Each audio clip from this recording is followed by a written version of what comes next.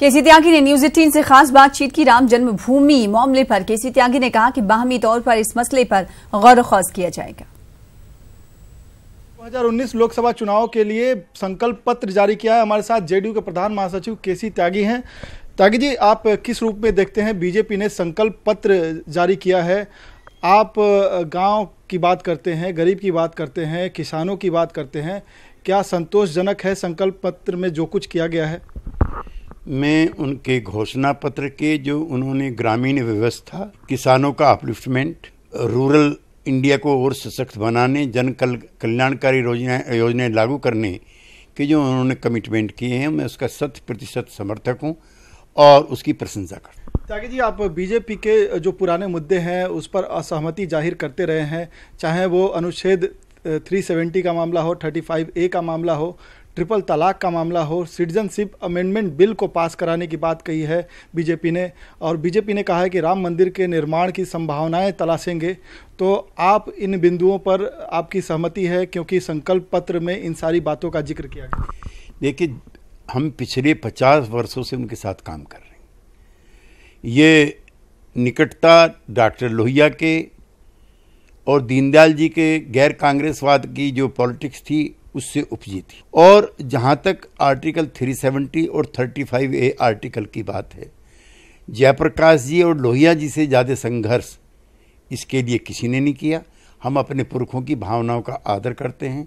राम जन्मभूमि वाले मसले पर हमारा मानना है कि दोनों समूहों के प्रमुख बैठ करके इसका हल निकालें।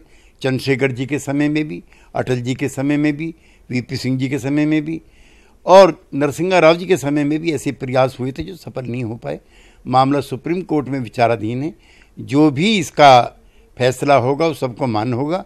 ऐसी इसकी अनुशंसा अटल जी भी, आडवाणी जी भी और नरेंद्र मोदी जी भी कई अवसरों पर कर चुके हैं।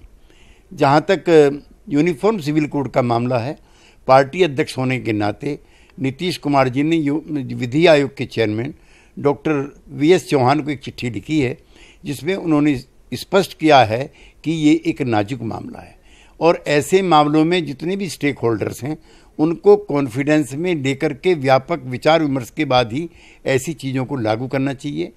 और आसाम और नॉर्थ ईस्ट में जो सिटीजनशिप अमेंडमेंट बिल 216 है, उस पर हमारी पार्टी पहले ही अपना रुख स्पष्ट कर चुकी है।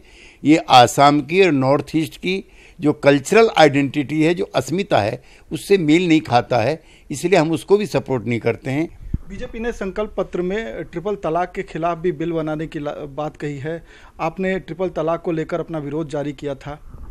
हमने बताया कि इन सारे सवालों पर हमने तो घोषणा की थी कि सिटीजनशिप अमेंडमेंट बिल आता है, राज्यसभा में हम उसका विरोध करेंगे। हमें प्रसन्नता है कि जनभावनाओं का ध्यान रखते हुए बीजेपी ने उस समय इस बिल को राज्यसभा के पटल पर नहीं रखा। आप बीजेपी के संकल्प पत्र को कांग्रेस के मुकाबले कहाँ देखते हैं? कौन ज़्यादा बेहतर है? देखिए, कांग्रेस पार्टी ने घोषणा पत्र जारी किया, उन्होंने वायदे किए हैं और भारतीय जनता पार्टी ने रेजोल्यूशन किया है। लिहाजा भारतीय जनता पार्टी का घोषणा पत्र ज़्यादा आकर्षक है। तो जेडीयू के प्रधान महासचिव केसी त्यागी का कहना है कि जो जेडीयू का घोषणा पत्र होगा अन्य दलों से अलग होगा, समाजवादी विरासत की जो ग्लोरी है उसकी झलक मिलेगी, साथ ही उनका धर्मनिरपेक्षता को लेकर कमिटमेंट है उसकी झलक मिलेगी।